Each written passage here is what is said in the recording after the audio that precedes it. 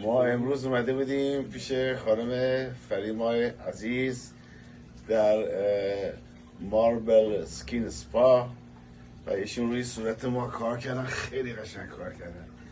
تا حالا البته من میرم برای فشار هر چند وقت یه بار و کاری که ایشون امروز انجام دادن بی‌نظیر بود.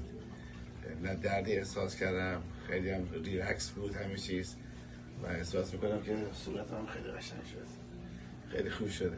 دستتون در نکنه. خواهش می‌کنم. خیلی ممنون.